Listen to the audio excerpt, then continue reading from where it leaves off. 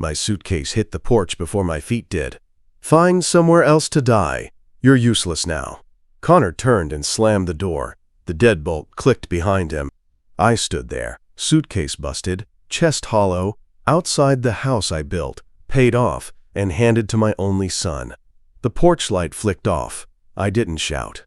Just stood there in the cold, coat half-zipped, one shoe untied, like a stranger in my own life. One of the kids called from inside. "Why is Grandpa outside?" No answer. A week earlier, Connor had picked me up from the hospital himself, helped me into the car, smiled, like the good son. "You'll stay with us while you heal, Dad. We've got you." Now? Now I was trash on the curb. Not sick enough to pity. Not strong enough to fight. The ache in my chest wasn't heart trouble. It was shame. I sat on the steps beside my suitcase, ran a hand along the wood grain I'd sealed myself 15 years back. Nail on the third plank still popped up a bit. I'd meant to fix it. Guess now it wasn't my problem. I tried to rationalize it. Maybe he snapped. Maybe Madison pushed him. Maybe they're scared of the medical bills. No, this wasn't fear. This was surgical. Planned. And I let it happen. I'd given Connor the deed when his mother died. Told him to make things easier. Trusted him to honor the home that held our family together. And in return, a suitcase. A slammed door. Silence. I wasn't angry yet. I wasn't ready. But something settled in my gut right then. Not revenge. Not sadness. Resolve. He wanted me erased. But I wasn't gone. Not by a damn long shot. 3 weeks earlier, I'd signed the papers that made it possible. I remember the date because it was the same afternoon I slipped on the porch steps and tore up my knee. That fall sent me to the hospital. Surgery. Rehab. And it gave Connor just enough time to pull this off. Back then, I was still calling him kiddo, still believing family meant something. The day before surgery, he showed up at the hospital with coffee, a signed card from Madison, and a yellow folder. "Saves time," he said, laying it on the tray table. "Just some paperwork to consolidate the estate. Get everything cleaned up while you're healing." I didn't even ask. I was still groggy from the pain meds, still stupid enough to believe he was looking out for me. I thumbed through the packet, saw words like property easement, caretaker authorization, title transfer for joint tenancy. The language blurred. I signed at the sticky tab. He smiled, told me I was smart to simplify things.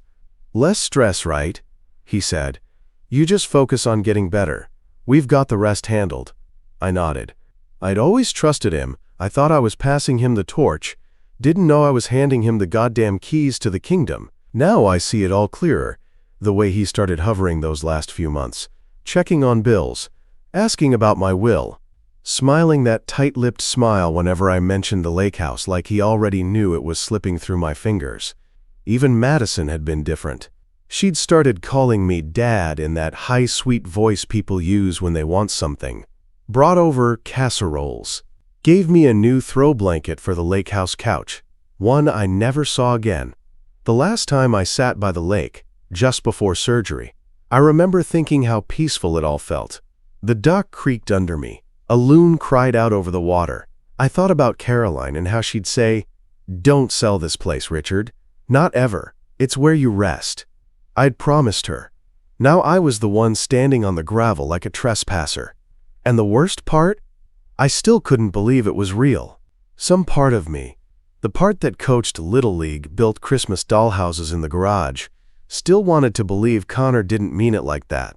That maybe it was just a mistake, a misstep, a misunderstanding.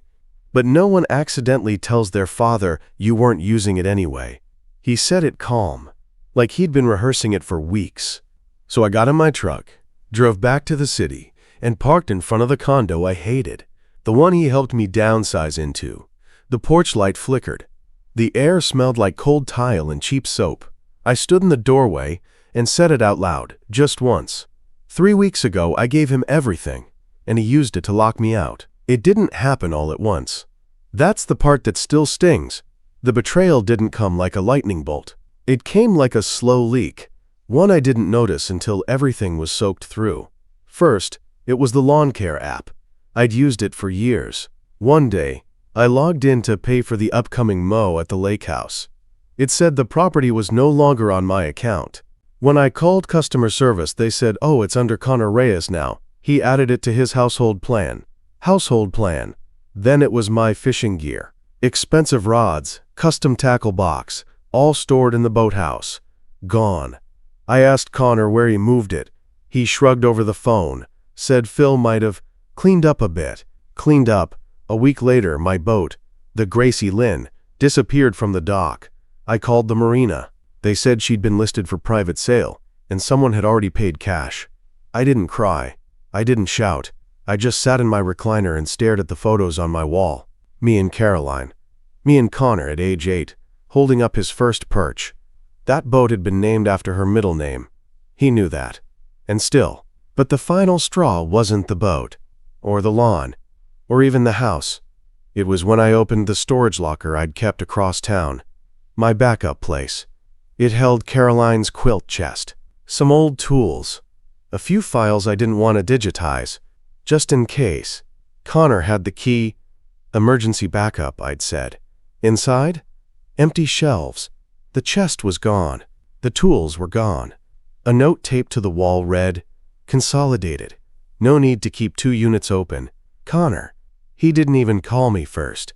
That chest had letters in it. Caroline's letters. Her journals. Her wedding veil. He called it Consolidated. I sat on the floor of that unit for 23 minutes. I know. Because I checked my watch. I didn't move. Didn't speak. Just stared at the dust outlines where things used to sit. That's when it stopped being a misunderstanding. That's when I knew. This wasn't neglect. It was removal. Connor wasn't just inheriting early. He was erasing me, piece by piece, until there was nothing left to push back. And I don't know what hurt more, losing the house or realizing my own son didn't think I'd do a damn thing about it. He thought I was too tired, too weak, too old. But he forgot one thing. I'm still his father, and I've built more than houses in my life. I stood, wiped the dust from my jeans, and walked out of that empty storage locker with something he'd forgotten I had. A reason. Connor thought I'd roll over. He saw the cane, the pills, the limp, and decided the man who built 3 businesses and 2 homes had finally broken.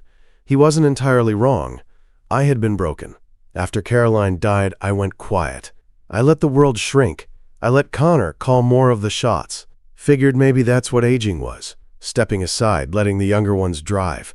But that man in the locker room, sitting on cold cement, hands shaking, he died that afternoon. The one who stood up afterward. He remembered who the hell he was. I didn't go home. Not yet. I drove to the industrial park on the edge of town, to the place that still had my name on the lease. Unit 17C. Nobody remembered it, not even Connor. It was my old cabinet shop. I'd kept it under my LLC for years, mostly empty now except for dust and silence. But in the back, behind a fake drywall panel I'd installed during tax season one year, was the backup archive. Everything. Deeds, original title papers, tax records, proof of ownership, scanned blueprints, Caroline's notarized will, my own trust filings. Digital backups burned to 3 separate encrypted flash drives, one of them stored inside a hollowed-out 1-1 half-inch drill bit. My idea of clever back in '07. I found it where I left it, untouched. Connor didn't know about this place. He'd gotten sloppy, assumed my world was limited to whatever he could reach. That's the trouble with men like Connor. They think if you stop swinging, it means you forgot how. They forget the long game. And I've played long games all my life. Permits, inspections, legal filings, labor boards. I've had city planners scream red in the face while I calmly flipped to page 62 and pointed to the clause they missed. Connor had never seen that side of me. He saw the man who wrote birthday checks and apologized too quickly. The man who, after Caroline's funeral, stared at walls like they owed him something. He didn't know that same man once got an entire zoning committee to reverse a downtown ban in one afternoon. So no, I didn't panic. I just powered up the old laptop I kept there, one that never touched Wi-Fi. I opened my file tree, and there it was, Clearview Lake full chain. I smiled. Not a big smile, not angry, Not vengeful, just steady, because the man Connor betrayed wasn't dead. He was just dormant. And now? He was awake, with proof. I hadn't called her in years, not since Caroline passed, not since the estate settled. But when I scrolled through the old contacts folder and saw her name, Lila Weatherford, Esquire, it came back like a tide. Caroline trusted her, swore by her. Lila drew up our wills, the property protections, the contingency language. She was the one who made us promise. No changes unless both signatures are present. Not ever. I dialed her number from the shop. Sat in the dark office, the glow from the dusty laptop blinking like a stubborn heartbeat. She picked up on the second ring. Lila Weatherford. Lila, it's Richard Bell. A pause. Then warmth. Richard. My God. I haven't heard your voice since. She trailed off. She didn't need to finish. We both felt it. I need to ask you something. About the lake house. About the will. About Connor. I expected hesitation. Maybe legal dodging. What I got was steel. Are you safe? That was her first question. Yes. Do you have access to the original documents? I do. Then we need to meet. We agreed on a time. Monday, 9 a.m., her private office downtown. She told me to bring everything. And her voice shifted as we wrapped up, lost its calm, professional register, and slipped into something firmer. Richard, if Connor tried to move that property into someone else's name without your consent, and if he used any form of coercion or misrepresentation to do it, I hope he's ready. For what? For the kind of fire that never stops burning. Click. I leaned back in the old leather chair and stared at the ceiling. Safe. That word stuck in my throat, because for the first time in weeks, I realized I'd been living like a fugitive, hiding in the shadows of what was once mine. Now, I had a lawyer. I had the documents. And I had leverage. Connor had moved boldly, arrogantly. He thought the lake house was just an old man's burden, something he could shuffle around on paper with no resistance. He forgot the law doesn't age. Neither does the truth. I slid the drill bit flash drive into my pocket, then powered off the laptop. It shut down with a click. Mechanical and final. Monday, we'd open the books. And for the first time since this started, I wasn't just someone reacting to loss. I was a man preparing for war. By Sunday night, the fog had lifted. For the first time in weeks, my thoughts didn't drift into grief or confusion. They locked into place. Steel beams against cold wind. Every hour had a purpose now. Every folder, every line item. The old instincts were back. I've built things my whole life. Buildings, contracts, a family. And now I was going to build something else. The case that gets my name back on what's mine. Not just the lake house. That would be too small. No. What I was building was a wall. One that Connor couldn't climb, twist through, or charm his way around. First, I laid out the blueprint. Objective 1. Prove Connor used forged consent to transfer access or authority over Clearview Lake. If he filed anything under joint tenancy without mutual agreement, that was strike 1. Objective 2. Lock the property under a trust, one he can't touch. If it comes to it, I'll pull the nuclear option. Freeze it until my last breath. Then hand it to someone who knows what loyalty means. Objective 3. Reclaim physical access. The house. The land. My tools. The personal items they rifled through like I was already dead. But the final objective was personal. Connor can't just be stopped. He has to be seen. Seen by his wife, his in-laws, his friends. As the man who tried to rob a living father blind.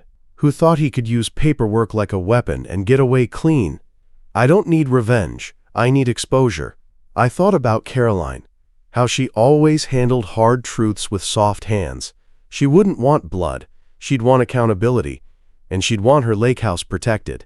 So that's what I was going to do. I printed out everything. Laid it out across the desk like an architect reviewing plans.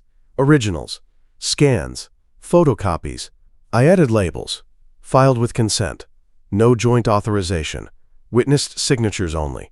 I even recorded a voice memo on my phone, something Lila could use if it ever went further. My name is Richard Bell. I never authorized a transfer of Clearview Lake to any party.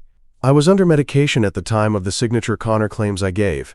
Any attempt to claim otherwise is fraudulent. I didn't sound angry on the recording, I sounded firm. That's how I knew it was right. And last, just before midnight, I took out the old key to the boathouse, still on my key ring. I turned it over in my hand. The grooves were worn, but it still caught the light. That was the key to everything. If Connor hadn't changed the locks yet, and I knew my son, he wouldn't think of that right away. Then I still had a way in. Monday, we'd go legal, but Tuesday, I'd go quiet and reclaim something with my own two hands. I waited until Tuesday, gave Lila a full day to start her end. The filings, the review, the letters. Buy me a few days, I told her. Quiet ones. She didn't ask why. Smart woman. At 10:42 a.m., I pulled up 3 houses down from Clearview. Not in my truck. That would have drawn eyes. I borrowed a neighbor's old Buick, the kind that blends into any background. Left it idling 2 blocks over. I walked in the back way, through the trees. Knew the paths by heart. That land was mine before Connor ever learned to walk, and it hadn't forgotten me. The back deck was empty. The door was unlocked. They always assumed trouble came through the front. I stepped inside. Quiet. Not cautious. Not fearful. Just quiet. The way you are when you're in a place that used to belong to you. The air smelled different, like lavender candles and reheated takeout. I walked through the kitchen and straight into the hallway. 3rd door on the left. His office. I used to call it the den. Now it was dressed up with cheap, inspirational posters, hustle quotes, and minimalist art. But the desk was still mine. The old cherry slab. He'd just swapped out the handles. The top drawer was locked. The second wasn't. Receipts, loose change, business cards, junk. The 3rd drawer down. Bingo. Under a stack of crumpled fast food napkins and a broken iPhone charger, I found it. A manila envelope marked Personal Docs. Do not move. Inside, a photocopy of the revised deed transfer, dated 2 days after my surgery. No witness name, just his signature and a shaky scrawl that looked nothing like mine. I held it to the light. The ink bled uneven. Not fresh, but not aged. Amateurs forget to bake the paper, forget to fade the pen. This was printed off a home scanner and aged by air freshener and good intentions. I folded it once and slipped it into the inside pocket of my coat. And that's when I heard the laugh. Not Connor's. Madison's. Upstairs on the phone. Speaker on from the sound of it. If he shows up again, just call Phil. He can handle it. Honestly, I think Connor's making it more complicated than it needs to be. The house is already ours, right? A pause. Then, he didn't even notice we kept the quilt chest. Idiot. I froze. Caroline's chest. So they had it. I didn't move. Didn't breathe.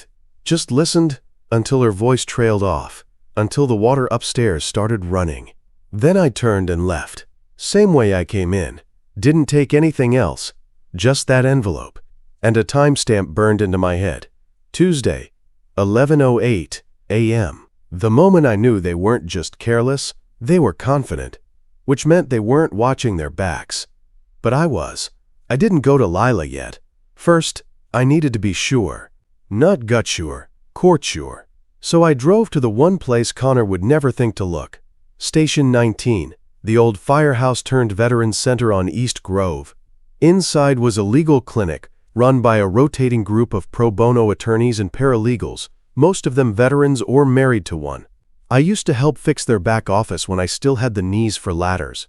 I showed up just before 1 p.m., carrying only the envelope and a small zip drive with scanned signatures from Caroline's license renewals, our mortgage papers, and her last notarized letter. The guy on duty was a sharp-eyed army type named Reyes, not big on small talk, my kind of man. Need to compare a signature, I said. Real one versus this. He took the pages without asking dumb questions, scanned them, pulled up a dual screen and toggled back and forth. You see this loop here in the C? He said, pointing. I nodded. Always curls to the right in her real ones. Every time. DMV, notary, even her grocery club card. Then he pointed to the new one. This curls left. Doesn't match the baseline or the pressure curves. This wasn't signed. It was traced, then scanned. I raised an eyebrow. You're sure? He leaned back, gave me the kind of look you don't forget. I'm not a handwriting expert, sir. I'm an ex-intelligence analyst. Spent 8 years verifying fake IDs in Kabul and Istanbul. This isn't just fake. It's clumsy. He printed 2 copies of the side-by-side analysis. One for Lila, one for me. I shook his hand. I owe you. He shrugged. You already paid. On my way out, I stopped at the frame shop 3 blocks down, the one Caroline used to love. I had the original copy of her last notarized letter, mounted with acid-free glass and UV protection. It was her handwriting, in her words. If I pass before Richard, the house is his until his last day, no matter what. I didn't frame it to hang on a wall. I framed it for the courtroom. Connor wanted to play games with signatures?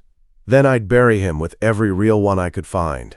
I drove home slowly, letting the anger simmer but not boil. That was the difference between me and my son. He moved fast and sloppy. I moved slow and certain. By the time I got home, Lila had already left a voicemail. Things are moving, be ready. I stared at the forged document on the passenger seat. Connor wanted me erased. But all he'd done was draw a line I'd never let him cross again. He found me the next night. Didn't call, didn't text, he showed up. I'd been staying at a motel off Route 19, the kind that gives you half a towel and 2 pillows thinner than your wallet. I liked it because it was quiet, anonymous, a place with nothing sentimental left to lose. At 9:43 p.m., I heard a car door slam, then a knock. Heavy, fast. I opened it slow. There he stood. My son. Nice jacket. Tie loose. Hair slicked. Rehearsed concern on his face. It almost worked, until I looked at his eyes. Cold. Flat. Like someone about to deliver a pitch he doesn't believe in. I've been looking for you, he said. You found me. He held out a crisp white envelope. Didn't say what it was, just offered it like a trade. I thought we could settle this like family. I didn't take it. Family doesn't erase each other, I said. He pushed the envelope into my chest anyway. I let it fall. $5,000, he said. Clean. No questions. Just walk away. Let things settle. Madison's folks are already planning to move in full-time. I laughed. Quiet and mean. You think $5,000 buys silence? It buys peace, he snapped. You get to disappear with dignity. That's more than most people get. I stepped out, shut the door behind me. You forged your mother's signature. He flinched. Not much, but enough. That document was never legal, I said. And I've got proof. You know how many contractors I've taken to court over handshake deals and broken permits? This is no different. You filed false documents. You committed fraud. You're bluffing, he said, but the way he shifted told me he wasn't sure. Go ahead, I said. Keep betting on that. He looked past me, into the motel room, as if he might see some weakness inside, some crack in the foundation. But all that was left in there was a duffel, a folder, and a man who didn't sleep through cowardice anymore. His voice dropped. You push this, Dad, you'll humiliate yourself. No one's going to take your word over mine. Behind him, headlights passed. The world kept turning. But this little sidewalk? It was a battlefield. Then I noticed her. Madison, standing by the car. She hadn't said a word, hadn't moved, just stood there, arms folded, staring at her husband like she didn't quite recognize him. Connor followed my gaze, turned. Get in the car, he barked at her. She didn't move. That pause, that hesitation, was all I needed. He was bleeding trust from his own home front. I turned and walked back inside without another word, left the envelope on the ground, didn't slam the door, didn't need to, because that night, my son handed me something more valuable than $5,000. He handed me fear. People think the truth shows up in fireworks. It doesn't. It's quiet. It hides in data, in recordings, in the timestamps arrogant men forget. So that's where I looked. After Connor's stunt outside the motel, I drove straight to the backup condo, not the one he picked for me last year, the one I chose for myself when Caroline first got sick. Tiny, paid off the books. The first thing I dug out of my lockbox was her old cell phone. She never threw anything away. Even when the screen cracked and the battery swelled, she kept it in the drawer by the phone charger. I kept it powered down for 2 years. Couldn't bring myself to wipe the memory. But now I was grateful she was stubborn. I charged it. Screen still worked. And there it was, in the voice memo app. A file named simply, "If needed." I hit play. If Connor tries to alter anything, call Lila. Don is to remain in the house until he dies. That's what we agreed. I'm saying this clearly, because he likes to bend things. Don, I love you. Don't let him twist your legacy. I sat there with my hands in my lap. Didn't cry. Didn't smile. Just stared at the wall while my wife's voice played through a speaker she never lived long enough to hear again. Then I copied the file to a new drive. Piece 1. Next, I pulled the Ring doorbell data. Connor had uninstalled the app from my phone a year ago, said it was too much tech for me. But I'd created a hidden account back then, one he didn't know about. Synced it before he deleted my access. I logged in and pulled the GPS ping data. On the day the supposed revised deed was signed, no notary ever showed up, no car, no knock, no motion at the front or back. Piece 2. Then I ran a quick query on the home Wi-Fi logs. I'd built in a hidden admin panel, a trick I learned from my old neighbor Darren. Still worked. The IP address tied to the scanned signature file came from Connor's office. Not a legal agency, not a remote notary service. Just a home PC. 4 hours after the time Caroline would have been too weak to sit upright, let alone sign anything. Piece 3. None of it flashy, all of it deadly. I printed the logs, backed up the voice memo 6 ways to Sunday, put everything in a manila folder and slid it under the front seat of my car, next to a clean change of clothes and a small locked box marked "in case." I didn't call Lila right away. Didn't need to. Because now I wasn't just holding proof. I was holding leverage, the kind that makes liars sweat before courtrooms even open. "Richard," she said, "you need to sit down." I didn't. I stood by the kitchen sink, holding the phone like it might crack in my hand. "Connor never filed the revised deed," she said. "He submitted it to your homeowners association, probably just to bluff access. But he never entered it into county records." My jaw tightened. "You're sure?" "Positive. I called the county clerk's office myself. The last recorded transaction for Clearview was 10 years ago, when you and Caroline refinanced. It's still in your name." I leaned against the counter, stared at the window. It was raining. Slow, tapping rain. I hadn't even noticed. She kept going. "And that signature? Even if he had submitted it, it wouldn't hold. It's not notarized. No witness log. No recorded co-signature from you, which our contract requires. So it's all fake," I said. "No, worse than that, it's meaningless. He used it to push you out, but legally, he never had a leg to stand on." I said nothing, just stared through the rain. Caroline's roses still bloomed along the fence, even after all this time. Even after she was gone. She always planted things that outlasted pain. "You still own it," Lila said. 80%. The other 20 would transfer upon death. And that hasn't happened. Not for you. That's when I let myself sit. Not from relief. Not from exhaustion. From clarity. All this time, I thought I was reclaiming something.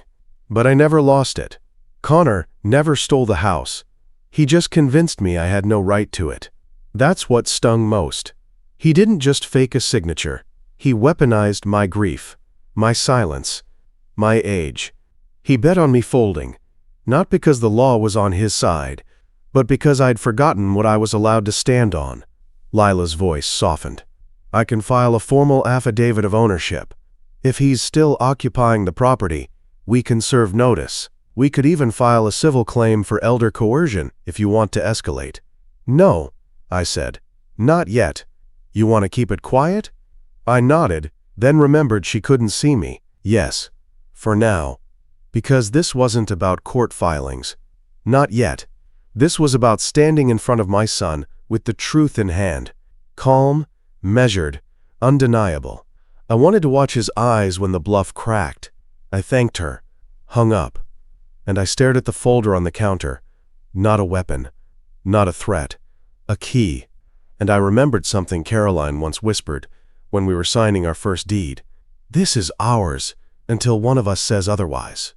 Well, she never said otherwise, and I sure as hell hadn't. Connor had taken advantage of the one thing I gave him freely, trust. Now, he was going to learn what it looked like when that ran out. Wednesday, 10 a.m. That's when I chose to pull the pin. Lila made the arrangements. Private conference room at her firm. Not a courthouse. Not a mediation center. I wanted something smaller. Contained. Legal enough to sting. Quiet enough to watch him squirm. We filed it under the guise of estate clarification. Nothing formal yet. Just a review. Lila handled the tone. Polite. Neutral. She emailed Connor directly. We'd like to resolve the outstanding confusion around Clearview's transfer. Richard is interested in clarifying the terms. Wednesday, 10 a.m. Carson and Weatherford. He replied within 15 minutes. Sounds fine. I assume this is just paperwork cleanup. That smugness bled through even in Arial font. He thought this was a formality. He still believed the lie he built. The same way a magician starts believing his own tricks if you clap long enough. Good. Let him feel secure. Let him walk in wearing that grin, thinking it's just his doddering old dad tying up loose ends. Because what I had waiting wasn't a cleanup. It was a reckoning. The night before, I gathered everything. Caroline's voice memo, the signature analysis, the GPS logs from the day of the forged deed, a copy of the real will, a time-stamped audio file of Madison's phone call, the one where she called me an idiot for not noticing the chest. Lila organized it into a binder, tabbed, chronological, sharp as a blade. I didn't sleep that night, didn't need to. This wasn't revenge. This was correction. I packed light, clean shirt, combed hair, fresh shave. The same way I dressed for a job site inspection back in the day. Respectful, professional, quietly dangerous. At 9:12 a.m., I pulled into the parking garage. At 9:37, Lila texted, "He's confirmed. On time. He thinks you're signing off on the deed." I texted back, "Let him keep thinking." At 9:59, I stepped into the hallway outside the glass conference room. Connor was already seated. Legs crossed, navy suit, sipping a latte like this was a brunch meeting. His wife sat beside him, quiet, still, eyes darting between papers. She looked nervous. He didn't. That would change soon enough. I stood at the doorway, watching him smile like he'd already won. He didn't know the table wasn't his anymore, and I wasn't the man he pushed out with paperwork and politeness. I was the builder again. And the trap? It was set. The room was cold. Not uncomfortable. Just precise, like everything in it had been placed with purpose. Hardwood table. Frosted windows. 4 chairs. 1 binder. Lila stood by the head seat, calm as ever. Connor sat across from her, latte half empty, already settling in like the outcome was inevitable. He saw me walk in and smiled. Wide, confident, performed. "Morning, Dad. Let's get this over with, huh?" He turned to Lila. "So, what's left to sign?" His voice oozed casual control. She didn't return the smile. Instead, she sat, flipped open the binder, and said, "Let's begin with some clarifications on the property's title status." Connor leaned back. "Sure. We already handled most of that months ago. I have the signed transfer from my father right here." He reached for his own folder, slid it across the table like a kid showing off his homework. "Your father didn't sign this," Lila said calmly. "That's the issue." He blinked.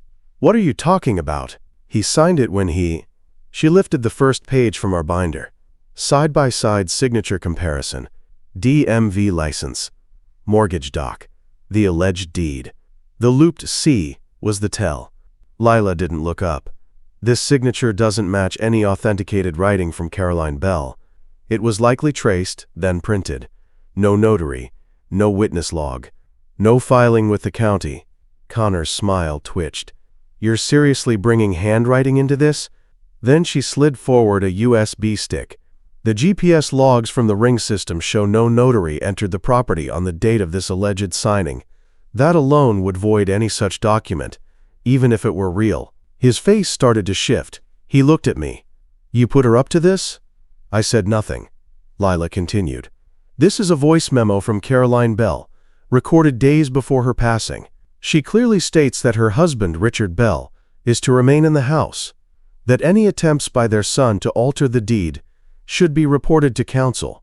That would be me. Connor's jaw tightened. His fingers gripped the chair arms. He turned to his wife. Did you know about this? She looked down. Didn't answer. That was answer enough. Lila flipped to the last page. The original will. Signed. Notarized. Filed. Plain as daylight. Richard Bell retains full ownership and authority over the property known as Clearview Lake until his death or written release. Connor stopped blinking. The silence hung like fog. Then Lila spoke, smooth as steel. This isn't about revenge, Mr. Bell. It's about legality. You overstepped. You used intimidation and falsified documents to manipulate a grieving parent. If Richard were a different man, you'd be facing criminal charges. She closed the binder. But you're lucky. He only wants what's his. Connor's mouth opened. No words came out. Not one. Lila didn't need to raise her voice. She let the paper do the cutting. Each page, each piece of evidence, clean, cold, and final. And me? I didn't say much. Just watched. Watched my son, the man who tried to steal my home like it was an old coat, sit there with nothing but a paper-thin smirk holding him together. She slid the next exhibit across the table, the printout of the Wi-Fi log, the one that showed the forgery was created on his home computer. Not a legal office. Not with oversight. His fingers twitched, but he didn't speak. Next, the memo from Caroline. Her voice filled the room again. Same calm, sharp tone. Don is to remain in the house until he dies. We agreed. No changes without both our names. Connor, don't. She even named him. Madison flinched. I saw it. That flicker of truth finally hitting bone. Connor still hadn't looked at me. Lila tapped the binder once. This document, she said, pointing to the forged deed, is invalid on multiple fronts. No witness, no notary, falsified consent, and contradicts the binding will. It is, at best, a clumsy forgery. At worst, a felony. Connor leaned forward too fast. His voice cracked for the first time. You can't prove intent. I didn't mean. You meant to erase your father from his own house, Lila said. That's intent enough. She opened the last section of the binder, a letter addressed to Connor from the firm's litigation department. We're prepared to file a civil suit, she said, alongside a formal elder coercion claim and a referral to the Bar Association should further obstruction occur. But that's not our preference. She looked at me. My turn. I spoke slowly. I'm not pressing charges? Connor's head shot up. Confused, hopeful, desperate. Not unless you push back again. I leaned in just enough for him to see the shift in me. Here's what happens next. You remove yourself and your wife from Clearview within 7 days. You surrender all keys, all access, all copies. You sign an affidavit acknowledging your attempted transfer was unauthorized and non-binding. I paused. And you never speak to me like a mark again. He looked at Madison. She stared at the table. He looked at me. Really looked. And for the first time in years I didn't see smugness. I saw smallness. He tried to open his mouth again. Didn't bother. He just nodded. Slow. Will pack tonight. Lila slid a final piece of paper across the table. It wasn't legal. It was the photo of Caroline's garden. Full bloom, spring light. I'd taken it the last time we were both at the lake, before her treatments got bad. Connor looked at it, then back at me. But I wasn't looking at him anymore. This wasn't his story now. It was mine again. The judge didn't raise her voice. She didn't have to. It was Thursday morning, 48 hours after the conference room showdown, and we were back at Carson and Weatherford, this time with a probate judge present. No court reporters. No public hearing. Just a formal estate review to ensure the paperwork was in order. Connor showed up 10 minutes early, but the swagger was gone. The navy suit fit tighter around his neck. His jaw didn't move when he sat. His eyes never really met mine. Lila laid out the binder in front of the judge. Same order. Same facts. No drama. Just truth. When it was Connor's turn to speak, he cleared his throat twice before words came out. There was confusion about my father's wishes, about the house. I thought... The judge cut him off, not unkindly. Mr. Bell, this revised document wasn't entered into probate. It carries no legal weight. It lacks certification, proper witness, and contradicts a notarized will on record. I've reviewed the handwriting analysis, the GPS evidence, and your late mother's audio memo. She leaned back. This was not confusion, it was deception. Connor blinked.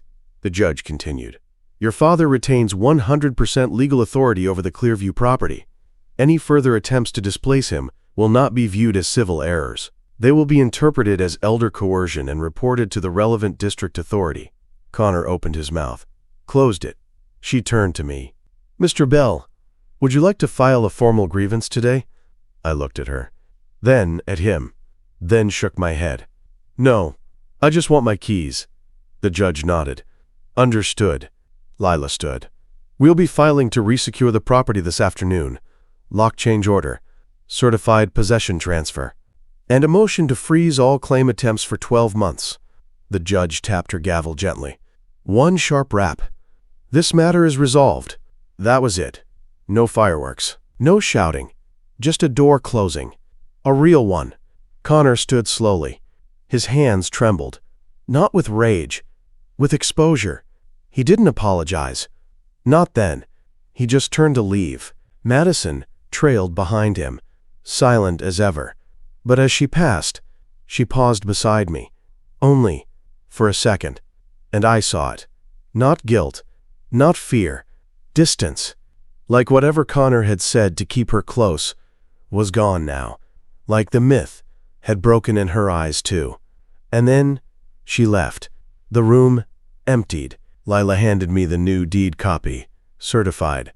Welcome home, she said. I took it, folded it once, slipped it into my jacket, didn't smile, didn't need to, because now, even without a word, the weight was back where it belonged, with me. By Friday morning, the whispers had started. Not from me. I never said a word outside that room, but word spreads, especially in places built on reputation and wine club favors, especially when your business depends on trust. Connor's firm stripped his name from the website by lunch. No press release, no announcement, just gone. Clients started calling the front desk, asking why their advisor wasn't returning messages. Then they stopped calling altogether. A canceled meeting here, a moved portfolio there. It added up quick. Madison? She didn't go back to the lake house with him. I know that because she stopped by my garage apartment with the kids, both of them holding juice boxes and trying not to stare too hard at the sawdust and clamps still tucked against the walls. Mom said we could visit now, the youngest said. Just like that. She didn't come inside. She stayed on the porch, eyes wet, but shoulders squared. We didn't know everything, she said. That's not an excuse. But it's the truth. I nodded. Let her talk. I believed him when he said it was for your comfort, that the move was temporary, that you'd asked for it. I didn't interrupt. I'm staying with my sister until I figure things out. She looked past me, toward the garden. The hydrangeas are blooming. Caroline would have loved it. She handed me a small box. The quilt chest, she said. I made him carry it back to your front door before I left. It's in there. I didn't open it, just nodded again. I'll see the kids Saturdays, I said. She nodded back. No apology, no begging, just two people standing in the wreckage of a man they both believed in, once. After she left, I walked down the drive and stood at the edge of the road, the same road Connor used to ride his bike on when his legs were too short for the pedals. I remembered catching him when he fell, how he screamed the first time he scraped his knee, how I carried him back home and told him pain was part of growing up. Turns out, betrayal's part of growing old. That night, I sat on the deck with a cold drink and the moon above, clear view, same as always. My name was still on the deed. The locks had been changed. The legal ties were clean. But what I felt most wasn't victory. It was quiet. Clean, quiet. Not the kind that follows loss. The kind that follows truth. Connor hadn't just lost access. He'd lost the image he built. The son, the husband, the advisor, the man who knew best. All because he forgot something simple. You can push a man only so far. But if you try to bury him alive, you'd better be sure he's not still holding the shovel. Lila didn't waste time. By Monday morning, she'd drafted the restraining order. Narrow, specific, ironclad. Not out of spite, but safety. Connor may come to regret this more than he already does, she said. I signed it with a steady hand. The same hand he thought he could write out of his life. He was served that afternoon, at his sister-in-law's house, of all places. She called me that night, voice low, words careful. He's not, well, she said, I'm not surprised. Do you want me to pass a message? No, I said. He's heard enough. The next envelope came 2 days later, from the Bar Association. Lila had flagged the forged document with a formal complaint. Not criminal, not yet, but a full ethics review. If Connor tried to claim it was, quote, quote, quote, quote, just a mistake, he'd have to explain under oath why it bore his mother's fake signature, was dated post-morphine, and had no witness or notary. It was a slow bleed. Professional death by documentation. I didn't need jail time. I needed silence from a man who used to shout commands in my house like it was already his. And that's exactly what I got. He didn't call, didn't text, didn't even show his face on the street where my garage apartment sat, right back under the old pine tree. The house was quiet again. My workshop, mine now, legally and physically, had the smell of sawdust and oil. I oiled the hinges, unpacked my tools, set Caroline's quilt chest beneath the back window, where the light hit it softest. That chest had no real value to Connor, but it had everything in it. Handwritten letters, birthday cards, the photo of us building the porch swing together in '94, the deed, the original one, signed by both of us, witnessed, notarized. He knew what was in there, and still, he tried to take it. Now, it was back where it belonged. I hung a new plaque by the workshop door. Clearview Foundry. Not because I was reopening a business. Because I needed to build again.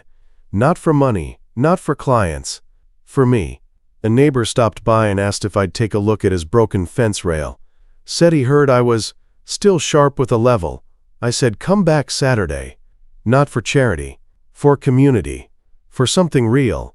I wasn't chasing anything anymore. Connor made a choice, and now, so did I. I live in the master suite now. The room still smells faintly like cedar, and Caroline's favorite hand cream. The windows face the lake. Morning light hits the floor just right. That part never changed. But the silence? It feels different now. Not lonely. Earned. The locks were changed. The title refiled. The alarm code reset to my birthday. Simple. Personal. The kind of thing you do when you're no longer preparing for loss. You're protecting what's yours. The garage apartment sits empty for now.